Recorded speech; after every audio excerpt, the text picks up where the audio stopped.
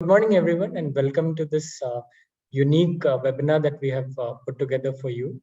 This is on IoT and IoT case studies to ensure reliable cyber resilience, which is a very interesting and a very important sort of priority for all the businesses, considering the kind of threat environment that we're seeing, which is enveloping all the businesses that are out there, and also the vectors that are evolving in the wild and coming to haunt and attack us, so to say. So I've got a very interesting and important subject matter expert with us today. It is Sharath Acharya, who heads our pre-sales initiatives globally. Now, talking about Sharath is not just somebody who is an expert in cybersecurity. He's also had an experience of working very closely with a variety of institutions across verticals, right from oil and gas, manufacturing, and he has been consulted extensively by many of these businesses as well in terms of areas such as expanding their or rather improving their cybersecurity posture and things from there. Compliance is a very strong point for Sharath, so please keep your questions handy as well. And I will leave it to you, Sharath, to take the discussion and webinar forward. Thank you so much, Prek. Thank you for that warm introduction, and welcome you all to this webinar where I'll be taking you through some cybersecurity programs which have been successful with our existing customers and appreciated by them for the way we have run it. And also I'll be taking you through some case studies which will help you understand in different industry segments how these programs have worked. And then I'll be handing over to Prayag to cover two sections. One is for the KPIs and the security operations, and also how easily you can adopt NIST or IEC 62443 or NERC framework into running your OT and IoT security program. So with that, a quick introduction about Sectrio. So Sectrio is a division within Subex, and we have industry's broadest range of IT, ICS, SCADA, or OT and IoT security capabilities, all the way from providing you a complete asset visibility, helping you with vulnerability management, virtual network zoning, threat detection using both machine learning and also signature-based detection as well. And we have one of the world's largest repository of threat intelligence in the OT and IoT space, which allows us to detect the threats really early in the attack kill chain and preventing the infection itself. And we don't stop at detection, but we help with remediation. So we have built-in playbooks into the module or the Sectrio suite, which will help with remediation as well. So we have our headquarters in Denver, Colorado, USA, and we have offices around the world in Europe, Middle East, and ASEAN and India. We have dedicated solutions for IoT, ICS, and 5G cybersecurity, and our unique proposition that we bring in is the vast range of threat intelligence. We have 75,000 signatures that are specifically written to detect OT and IoT threats. Today, we protect more than 10 million devices from cyber attacks, and we have been awarded multiple awards for the innovation in the space of IoT and OT cybersecurity. Together with this solution suite, we also have complementing services. So we do help our partners and our customers in getting the value of these services around risk assessment, gap analysis, review of legacy devices, USB restriction or media restriction, and in case of IoT, managing policies and procedures to meet the changing requirements with respect to different parts of different countries. And all of this is packaged together into the solution itself. So we are one integrated cybersecurity solution provider who help you with discovery of assets, mitigation of risks, detection of threats, and remediation of threats.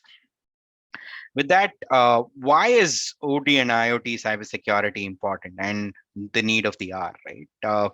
The number of attacks are increasing. It's increasing because we have legacy systems, many OT devices with default configurations, less or no patch updates at all, and weak policies, less or no segmentation, and introducing security solutions which are endpoint based or in line with these OT or IoT devices can also create latency concerns. So these things are increasing the number of attacks in the OT and IoT space. And the attack vectors can be all the way from removable media to man in the middle attacks, where attacks happen knowingly or unknowingly, like there can be disgruntled employees, or even there can be employees who accidentally open a phishing link, and that can result to an attack being launched into the IT network, and then slowly that moving into the OT and the IoT space as well. And one of the unique trends that we are seeing is attackers are moving into a specific network environment through the machines of a remote technician. So a secure remote access also becomes a very, very important part of the solutioning when it comes to OT and IoT security. And there are software vulnerabilities because there are applications which are outdated or not patched, and there are unprotected sockets which also can be attack vectors as well. So some of the typical problems in the next few slides, what I'm going to do is I'm going to take you through some of the typical problems that we see that CISOs or OT security experts are facing.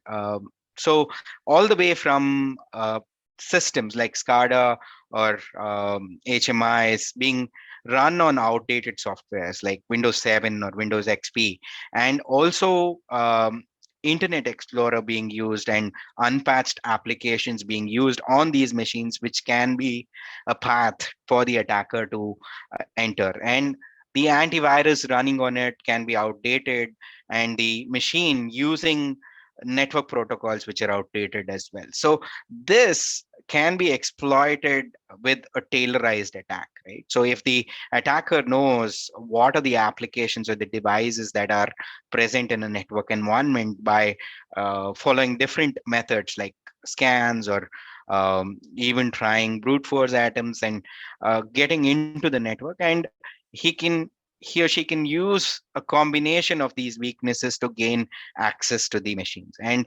this can be treated by introducing different parts to the OT and IoT security program, which can prevent such attacks from happening. And the complexity of the attack is medium to high, but we've seen that attackers are using these methods to get into a network environment. And we have also seen weak passwords. This is a common issue that we have seen, that default passwords are being used, and this is an easy entry point.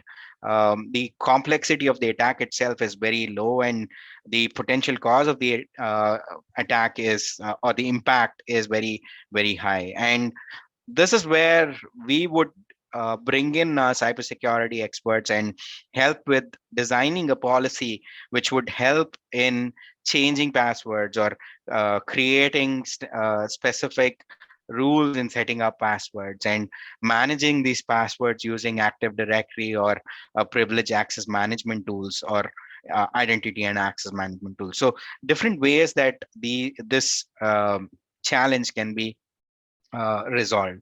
Similarly, segmentation. So the entry path to OT or IoT attacks are usually IT. And how do we segregate the IT network from the OT or the IoT network? That is also an important piece. And we'll have to establish an authenticated network path, and there has to be a machine which monitors, and this machine should be owned by the security organization in managing the connectivity between IT and the OT or the IoT environment.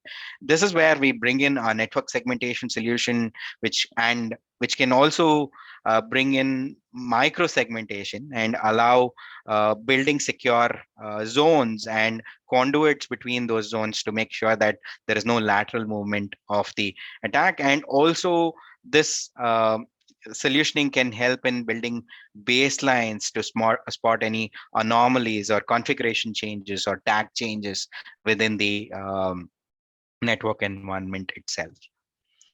Weak configurations, I just spoke about that in the previous slide, but lack of using standard protocols or encrypted uh, way of sending network packets and using default credentials on the machines. All of this can lead to a potentially high impact asset and attack. And the way to prevent this is by creating a complete OT transparency program or an IoT transparency program, which helps the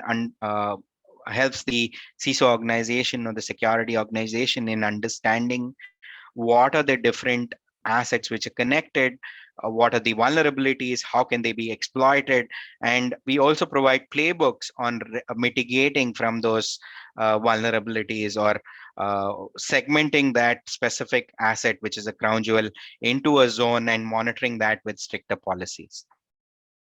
And then we also help with USP restriction program, where we bring in the right solutions to help with media restrictions on critical machines and scan stations to actually scan the USBs before they're plugged in, because this can be an entry point for malwares, and these malwares can laterally move, collect information, and upload that to the CNC when somebody else plugs in a USB and takes it out of the environment as well. So these are some of the key things that we have seen. Again, these are not this is not a finite list. There are multiple ways that attackers enter an environment, and for that we need to make sure that there is a multi-tier approach to securing an OT or an IoT infrastructure. So OT or IoT security is the need of the hour. The reason being the challenges which CISOs are facing, right? All the way from complex IoT infrastructure or legacy ICS infrastructure. And how well do we know what is connected on the network? That becomes the biggest question. And are we meeting compliance mandates like IEC 62443 or NIST 882R2 or NERC and different compliance mandates, which given recommendations on how security programs need to be run in an OT or an IoT environment. And critical cyber risks on crown jewels, recognizing them and creating enough risk mitigation measures becomes a very important way to solve these challenges as well. And many places we've seen that IT security tools are used in the IoT or the OT domain, and that is where a lot of attackers can gain easy access because there's not enough threat intelligence available with these IT tools, and this allows the attacker to come in and exploit the specific network environment, and the consequences can be catastrophic, right? All the way from impacting the business itself by um, DDoS attacks, which can bring down CCTV networks, to flooding attacks, which can bring down a shop floor.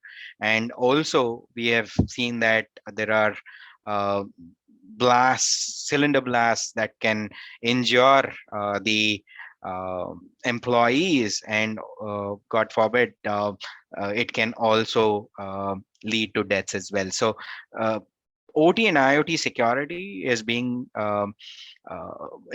the need for the need of the hour. And what we've also seeing is that the attackers are getting into the dark side of cyber, where they're not only exfiltrating data, which was the case in IT, but in case of OT, there are targeted attacks to create huge impact on the OT or the IoT environment. So in the next few slides, what I'll be doing is I'll be taking you through a proven approach to secure OT and IoT infrastructure from cyber attacks by developing a program which is foolproof, and when executed step by step, can make sure that you prevent large attacks or prevent advanced persistent threats from happening. So it's a top. Um, um, uh, let's look at it from bottom to up, and the first thing that we have to look at is creating a complete OT and an IoT transparency program. And by this, what I mean is that we need to create a registry of all the assets which are connected to the network and the risks that exist on these assets. And these three things which work together, that is OT and IoT transparency program, security assessment, and risk assessment. This becomes the first step to any OT and IoT security program. And with that, we can run red team assessments for protocol analysis, asset analysis, traffic analysis, whether it's only ingress traffic allowed or egress traffic allowed. So all of that can be run, and uh, we can also recognize rogue devices which are existing on the network by running this transparency program. And the risk and gap assessment can be done in line with recommendations from ISO 31000 or ISO 27001 or IC 62443 and many other industry standards. And together with this, we can run the network architecture review and a device and a configuration review, which helps in understanding how the network is set up and how the devices are configured, how the protocols are used, and are we using encrypted methods to send information between zones and also from OT to IT or from OT to IoT. And after we've done the first three steps, then the next thing is running a complete vulnerability assessment program. And this helps in understanding what could be the mitigation actions which have to be implemented so that the vulnerabilities on those critical assets are not exploited. And then penetration testing on relay nodes, application control, USB restriction in parallel with role-based access control or zoning the network and building secure conduits itself. After we have all this ready and we have capabilities built into the organization to handle OT and IoT security is when it's the right time to introduce intrusion detection systems or advanced intrusion detection systems to detect threats and anomalies, and also help with threat remediation programs in case there are any threats which occur. And also OT SOC, building an OT and an IoT SOC, which helps in monitoring or providing an eyes on glass for any threat alerts that are coming. And then would be the firewall checks, any WSUS, that is Windows System Upgrade Server setup or SCCM server setup, and managing these updates or patches, and also creating a complete backup and restore strategy so that in case there is a ransomware attack, we already have the critical data backed up and we can bring back the production or the shop floor or an IoT environment to bring it back to production within or less than no time. So this is what we have helped different organization come up, and the red points are where you are high when it comes to these being part of the program, and the amber or the yellow is where are with medium severity. So the asset transparency program, the risk and gap assessment, and also the risk rating or creating a risk registry can be done using Sectio's vulnerability management module. So we have built a vulnerability management module in-house, which can help in help you achieve these three objectives as part of the program. And then we have packaged consulting services which will help in treatment of OT or legacy devices, OT and IoT network segmentation, building processes or creating an organization, training them, helping with building policies or procedures. And we have built a threat detection module using signature based, heuristic based, and anomaly based detection, which helps in monitoring, detection, and responding to the threats itself. And our threat intelligence helps with continuous security improvements and also enhancements into these programs which we are building with our customers. So the four modules are vulnerability management module, network segmentation module, threat management module, and the threat intelligence module. And like I said on the previous slide, it can be, each of these modules can be used to run separate exercises as well. So we can run audits to help with providing risk assessment and gap analysis, and we can introduce the network segmentation module to build a complete network topology and help with any kind of network access control capabilities, and also protecting against any attacks which use wireless connections as well.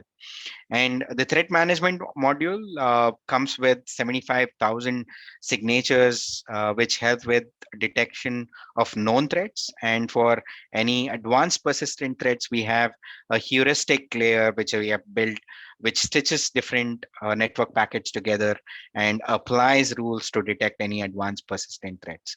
And we also baseline what is going on the network. We baseline the asset behavior, the network behavior, and any anomalies that we see on the network is immediately reported as part of the threat management module as well. And the good part is, in the OT environment or the operational technology environment, the solution is completely agentless and no impact whatsoever to the network environment. And we bring in the latest threat intelligence, both local and global threat intelligence, into the threat management module, which helps with faster detection and faster recovery as well. Our threat management module is built in line with the MITRE ATT&CK enterprise and the MITRE ATT&CK ICS framework. And this helps in faster remediation as well, because at any given point, a security analyst or a triage manager knows what the attacker is doing on the network and what should be the corrective action to contain the attack and also recover from that attack as well.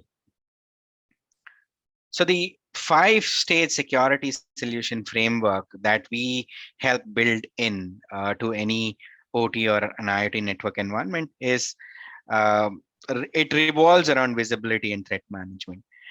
Firstly, we help CISO organizations, our security organizations, in predicting what could happen to a network environment. So we help with OT and IoT network, creating an OT and IoT network baseline, creating a complete inventory, and also provide risk scoring using the vulnerability management module. Then we help with prevention of attacks using risk mitigations strategies with our network access control, our microsegmentation module, and the decoy and deception. So this is a unique proposition that we bring in, which none of our competitors are doing, wherein we combine bringing in effective decoys into the IoT or the OT environment, which helps with luring the attackers to the decoys instead of the actual machines themselves. Then comes the detection, where we have a complete incident management system, which helps with behavioral monitoring, any anomaly detection, and detection of known threats using the threat intelligence. And we have compliance packs. These compliance packs helps with meeting any global or local mandates, and also fine tuning your cybersecurity program to meet different compliance standards and recommendations as well. the most important thing is the response. So we help build incidents response playbooks in line with MITRE ATT&CK framework, and also we have built in a workflow into the Sectrio suite or into the Sectrio solution, which helps with adaptive response as well. So the reason why we built this into the solution is we're seeing that attackers are also using adaptive malwares, and to prevent the attackers to create any kind of huge impact, we have adaptive responses which are built in to the solution as well. So how are leading businesses meeting their cybersecurity requirements in the OT and IoT space? So I'll take you through a few customer use cases, right? Firstly, in the medical IoT space, what we have done is we have installed our solutions in the medical IoT or the healthcare segments in UAE. And what it's doing for the customer is helping them build an asset registry and a risk registry, and helping them build and this solution is deployed completely on-prem. So even the privacy of the data is managed using the Sectrio suite. And we have both passive ways and smart probing, which allows to create a complete asset registry with attribute information captured, and also identity, context, and risk. And the solution itself is protocol independent. So irrespective of whether legacy protocols are being used or OEM specific protocols are being used, we have built adapters which which has helped the customers in covering all the assets from OT to IoT to IT as well, and provided them a complete registry of what are the assets connected and what are the risks existing on those assets. Next is with one of the oil and gas companies, where we have again implemented the threat management module. They had a really good IT security program which used an SIEM solution, and they were monitoring the IT environment.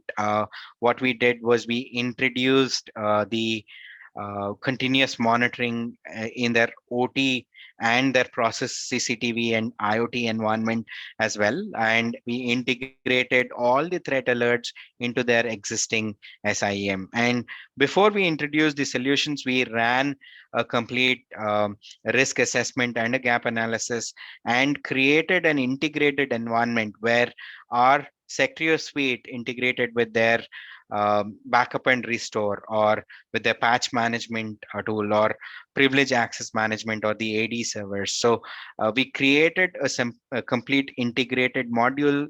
This only enhanced their capabilities of detection of threats, and also help them in getting a better ROI on already existing security solutions as well. So this, with the combination of custom playbooks which help them with faster threat mitigation. What we have also built in is a solution stack which can be deployed in shipping vessels. So this IMO, which is the International Maritime Organization, has uh, recommended that there has to be an OT and an IoT security solution, which is part of the vessel and is monitoring any connections over SATCOM or over nearshore 2G, 3G, 4G network. So we have built a very lightweight solution which also supports hold and forward kind of a technology, which is helping these vessels in monitoring threats, both when they are on sail and also when they are near shore as well. And this lightweight solution has also helped in deploying the solutions solutions within a week's time and meeting aggressive timelines, because these vessels come on shore only for a week or 10 days, and we have been able to deploy the solution, do all necessary checks, and allow them to sail back again with a cyber secured system. The segmentation solution, which has been extensively used or deployed in the manufacturing segment, advanced manufacturing space, or heavy engineering manufacturing space, where separate segments have been created for similar types of devices. And what we've also done in combination of the network segments or micro segments that we have deployed is we have built in a decoy system and deployed them to capture attacks early in the attack kill chain and lure the attackers to these decoys or deceptions that we have set up. And we have demonstrated segregation based on users, MAC addresses, IPs, whitelisted ports where the communication can happen, or even specific zone to zone communication that can be managed using the microsegmentation solution. And we also have implemented solutions in large scale industrial smart cities, where we have been able to provide them a complete solution. They've used the solution in their command and control center. Um, and this solution being agentless, it is zero impact, and they've aggregated data from different industrial networks and different grid supports into one single environment where we are monitoring the traffic for them. And even here, we've demonstrated segregation uh, based on crown jewels or critical assets, which have to be monitored with stricter policies. And we have automated this monitoring and the response for their IoT and OT threats. So these are some of the customer use cases that we've had, and I'm open to questions at the end of the session, anything that you had. But now we are moving into an interesting segment, and I'm handing this over to Prayuk, and Prayuk will be taking you through the next two segments where he'll be speaking about the SecOps KPIs, and also how compliance can be introduced as well. Prayuk, over to you. Hey, thank you, Sharad. That was very insightful. A lot of points to note there in terms of automating different aspects of SecOps to ensure that the whole posture improves either in a phased way or in a big jump, but to ensure that we are aligned to the kind of threat vectors and actors we're seeing in the wild. Sorry. So thanks again, Sharad. So coming on to the KPIs that we are supposed to SecOps streams need to track. So before we even get there, I think the most important thing that we all need to note is that all SecOps teams are not built equal. There are definitely different levels of SecOps based on your team size, the skills, the capabilities, the budgets, etc. So some of these KPIs may not be applicable to you, so you need to definitely filter KPIs. And when we talk about filtering KPIs, there are two approaches of doing it. When you start at the start of a KPI operation, what you can do is you can start with a broad range of KPIs in case your SecOps team has the bandwidth to actually go through each of them and tracking each of them and ensuring that you have actionable reports which are prepared. And then as you go along, you sort of filter those KPIs and then you narrow it down to about whatever number that it is that is relevant for your SecOps operations and efficiency, and also in terms of ensuring the security of your business. The other approach, of course, is that you start narrow and you widen as you go along, which is not a very recommended approach, I must say, but it still has its own merits in the sense that you don't really end up consuming a lot of bandwidth to begin with, and you don't tire down the SecOps team if your team is not very large again to begin with. So these are some of the types of KPIs which are out there. But more importantly, these are also factors that you need to consider when you're going in and setting up a KPI program, because let's face it, without KPIs, there's no way that you can figure out the efficiency and quality of response for that matter when you are faced with a situation or an event, and we all need to prepare. No two ways about that either. But yes, there is a lot of talk about it being actionable. But even before we reach into the actionable stage, we need to make sure that we've tried a few KPIs and that all the KPIs that we are tracking are perfectly aligned to the kind of business we run and the threat envelope that surrounds our operations. These are very important factors. And again, as I said at the beginning, that we need to ensure that you don't tie down your SecOps teams with these KPIs. So, we ensure that the operations are held or rather conducted in a very efficient manner. Some of the KPIs that can be tracked: authentication errors, policy violations, time needed to resolve errors, cost per incident. The fourth one is very important when it comes to reporting, executive reporting to the board and beyond, in terms of contextualizing it in terms of the revenue impact and other factors. Basically, this is a metric that really stands out and can also have an impact on future budgets, skilling aspirations, and things like that. So that's something that SecOps teams can track at their end. There are malware events, phishing events, vulnerability management, third-party risk management. Most of these are self-explanatory, so I won't delve into it. But again, what jumps out at us from all of this is very clearly that it's a huge set of KPIs, but we need to really be choosy about what exactly is it that we need to track. But once you selected the KPIs, we need to ensure that we track them with diligence, and that at no point is we take our attention away from the tracking that we need to do, right? So some of the specific and important KPIs. Now, this is a slide that I'd like to draw your attention specifically to, because these are ones that we have we have understood, or rather, from the discussions that we have had with industry leaders and our customers and everybody else that we are working with, to really figure out what really is it that the SecOps teams need to focus their attention on. So these are the ones that we shortlisted. Again, depending on your business priorities and SecOps priorities, you can go ahead and look even well beyond these.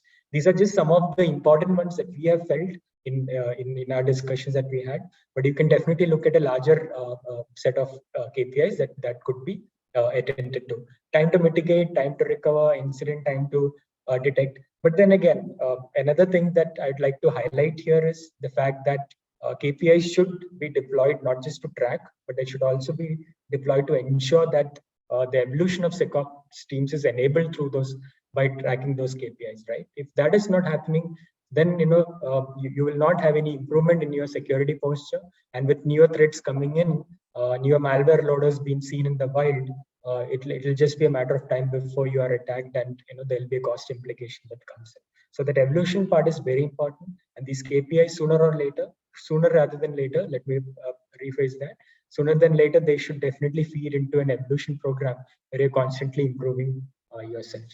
Quickly, some steps to embrace NIST standards and frameworks such as IEC 62443 and Zero Trust. Again, these are important parameters because in our discussions with CISOs, cybersecurity leaders, and cybersecurity teams across geographies, this is something that came out to us, that what really is it that we need to benchmark ourselves against, or what really are the metrics that we need to, or rather, what really are the standards and mandates that we need to look at if we need to scale ourselves up from a cybersecurity perspective at an institution level or at a team level for that matter. So some of the factors we have identified there as per the mandate, like for instance, for NIST CSF, we can look at a cyber resilience model. Again, it has many elements to it, like identify, protect, detect, etc., and all that. But this resilience model again has to be evolved in conjugation with every other cybersecurity priority that you have already identified. So it cannot be a standalone sort of a model which is built ground up without taking into account your existing cybersecurity realities and the threat envelope that is surrounding your existing operations. Automating executive level reporting, very important again. At all points, the easier it is to make, easier it is to channel reporting, or rather ensure that the reporting is much more streamlined and smooth. It takes a lot of burden away from your SecOps teams and other teams involved in securing your organization. So for the NIST framework, this is a very important step again. We have to definitely ensure that the reporting is something that is not an end game, so to speak, but it's something which is a very important step in the next few steps of your journey towards becoming a very cyber resilient organization, so to say. So defense in depth, as far as IEC 62443 is concerned, it has many elements. It can be a webinar by itself, and we have done a couple of webinars on that in the past. We'll definitely guide you towards those. But here again, the most important thing is that network isolation, asset isolation, and ensuring that access from outside or external sort of environments or agents who are not authorized are not allowed. That's an important factor here to note, which is what we've seen in so many cases of OT breaches, where we've seen that these threat actors are able to scan these environments and these ports, and actually they were able to inject malware directly because these ports connected to OT networks were actually accessible from outside. So that is very important for IEC 62443 in summary. And NERCSIP, again, critical infrastructure protection, which a lot of you have already subscribed to. I'm sure you're working on it. Plan and practice cyber incident responses. Again, we cannot at any point underestimate the importance of tabletop exercises, because that is an important step that you can take. No matter what the scale of the exercise is, you can still plan and practice your response measures, because we've seen in a lot of instances the fumbling happens in the incident response part of it.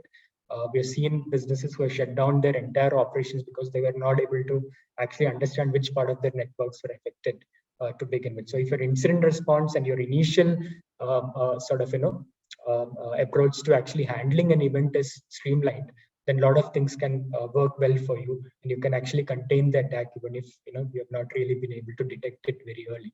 So we say monitor and disable unused ports, limit removable media, security patches, password management. Again, basic cyber hygiene. I wouldn't want to delve into those, but what really comes out here is that despite these being mandated across different regulations and also within organizations as part of their cybersecurity protocols and their governance models, so we say, we're still seeing these steps not being followed diligently. So at least if you're looking at NERCs, these are things that you need to still do.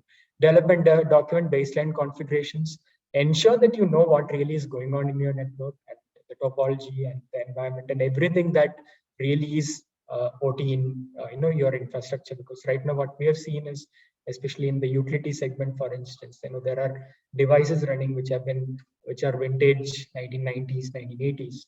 They're no longer patched. No one knows what it's doing there. All they know is if they remove it, some part of the operation might come to a standstill, for instance. So these are not things that we can live with or we should be living with. Should really know what really is the environment all about.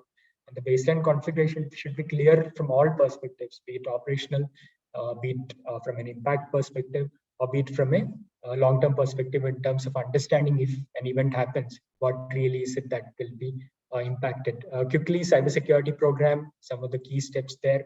Again, you can start from various points, but at the end, it has to end up with a very improved cybersecurity posture, no two ways about it.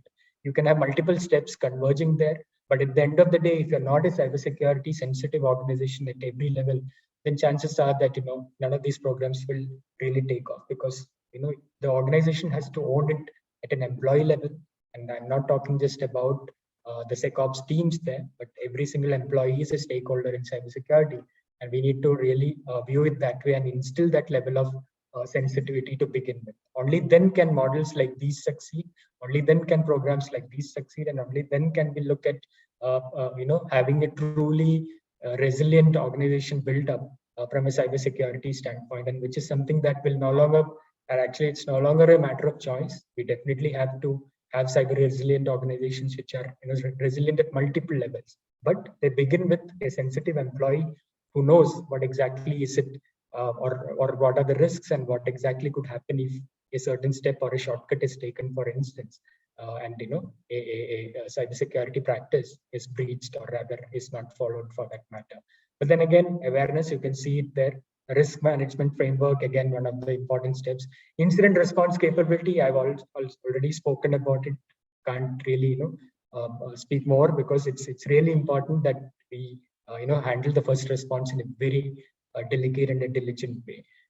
Recovery and restoration capability, you have to always understand that every single breach may not be detected. There might be chances that something might still slip through. Still you should be ready to handle something like that which happens. External communication protocol, you have to really understand who all have to be informed, what's the chain of events, Again, if you go back to the tabletop requirement that I spoke about, this will be taken care of there as well, right? You need to practice the entire 9 yards. You need to make sure that every single step is followed, and that the employees and everyone involved in that particular tabletop exercise takes it very seriously as well. Some of the tiers involved with NIST. See, these are again, your organization could be anywhere for that matter in these, and these are not cast in stone, so to say. Like for instance, some of these boundaries are very thin, and you could have organizations going in and out of it. But what really has to be kept in mind here is you cannot afford to go a step lower than where you are at this point, right? And it could happen with increasing number of employees, with increasing surface area, or the kind of different environments that are connected with your immediate operational sort of infrastructure. These things could very easily happen, because once people think that we have crossed a certain tier, there's no way that we'll take a step back. But we have seen these things happening. It's important that we keep this in mind when we are planning our journey in terms of going up the ladder. So to say, again, in the interest of time, I wouldn't delve much on it. It's an implementation journey basically that has been outlined there. What I would recommend here for all of you who have joined is that you can go to the compliance kit section on our website. We have given compliance kits for each of these mandates that you see there, IC 62443, then CSF, and everything else. So we have given templates, we've given approaches, given some inputs that you can use to actually build programs around each of these mandates, so that it makes the task much more easier for you. We even have an OT security governance model approach that we have hosted there. All of it is free. Feel free to download. In case you need any inputs on any of these things that you're seeing today, you can always reach out to me, reach out to Sharath. We'll give our email IDs at the end of this session, actually. So to say, we come to the end, in fact. But more importantly, this is something we are running on an ongoing basis, this survey. This is just to understand what really is going on out there in the minds of CISOs.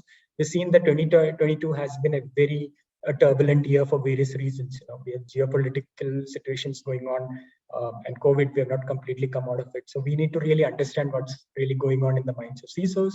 They're dealing with different challenges. The best way is to run a peer survey. I'm very happy to report that we've got over 300 CISOs who have responded across 45 countries. That's the latest number that we have. If you haven't filled up this survey, please do so. I request you to do. What do you get in return? You will definitely get the copy of the report that will come out with it much earlier than its public release. You can always come back to us with questions in case you've seen something that you want more information on. It's a good chance for you to really understand what your peers are doing as far as their cybersecurity priorities are concerned. And we have broad-based it completely. We democratized the process. It's very transparent. It's been done with a lot of effort in terms of designing the questionnaire and all. We've kept only the very important questions there. We understand how important it is to your time is, and how much hard pressed you are for time. So please make sure that you fill up the survey. We are waiting for you in case you haven't done that. In case you've done that, thank you for that. And you can expect the report to come out sometime towards the end of this month to early next month, depending on how soon we close it. We might even close it as early as 15th of May. So please don't wait for anything, and make sure that you fill it up quickly. So there we are. Thanks again for joining. We'll quickly move on to the Q&A on anything that you've seen today or you heard today from Sharath or from me. Feel free to please shoot us some questions. Sharath, this looks like this one is for you. Considering the emerging skill shortage, what are your recommendations on implementing an enterprise security plan? Yeah. Okay. So, there are a few things that we have to factor in, right? One is currently, how is the IT side of security managed, and how is the organization set up, and can we cross train the IT team to handle OT security as well, or IoT security? It's a learning curve. We have seen that organizations have successfully done that. And an alternative is use a virtual OT and IoT CISO who can work hand in hand to create these programs for building an end-to-end enterprise security approach for managing OT and IoT security? Thanks for that. Can the KPIs be prioritized? Okay, this one I'll take this one. As I said, definitely, no two ways about it. They have to be prioritized. But then again, it depends, as I said, where you are on in your journey. If you are very evolved as far as your cybersecurity practices are concerned, then you will have a much more sort of model-driven approach towards this whole prioritization. Otherwise, your methods will be still in the evolutionary phase. So it is important to prioritize for the simple reason that all the KPIs can definitely not be given equal weightage, right? Like actionable KPIs which have an immediate impact, like cost per event, for instance, will definitely deserve much more attention than something which is slightly lower down the ladder, so to say, priority ladder, so to say. But what is again important is that in this prioritization, we should not use this exercise to ignore certain KPIs. That is not something we would recommend. Everything that you have finally identified as a KPI deserves to be treated as a KPI and tracked as a KPI with discipline. But yeah, you might want to track certain KPIs with much more attention, so to say, but then you should not be ignoring anything. I think that is an approach that we would recommend to begin with. And as you evolve in this journey, you will definitely figure out a way to sort of put a model in place to ensure that all the stakeholders are aligned with this prioritization, and that you don't drop any KPIs as you move along, unless it is something that you have decided that has zero impact on your organization, but is creating a drag on your SecOps team. Then maybe you might take a call and drop it. But otherwise, if you decided on something and it's relevant and it's actionable and it has some impact, you would want to go ahead with it with some level of prioritization. Maybe you might have a couple of them as listed as number one and number two. Everything else will definitely still be important and should be treated with diligence and tracked as well. And again, I'm repeating this because it's very important we understand that nothing should be dropped unless it is very clearly understood that it has zero impact and that it creating a drag on the efficiency of SecOps. Otherwise, priority 1, priority 2, everything else can be priority 3 for that matter. All right, I think that should be it. In case anything comes up, please feel free to mail it to us. We are always there. You have our email IDs given up there. Please do feel free to reach out to me or to Sharath, and we'll get back to you on your queries. So thanks a lot for joining us. It's been a pleasure hosting all of you. And Sharath, thanks for taking us through that entire journey. I think very relevant case studies. I think the participants have clearly got a good idea of where to start now. And I'm sure a few of them will also reach out to us, and we'll be available to guide them in this journey and take things forward. So thanks for taking time out, Sharath. And thank you everyone for being part of this webinar, and looking forward to start working with you on one aspect or the other of the cybersecurity program. Thanks everyone, and looking forward to seeing you again on our next webinar as well. Thanks a lot for your time. Have a great day ahead.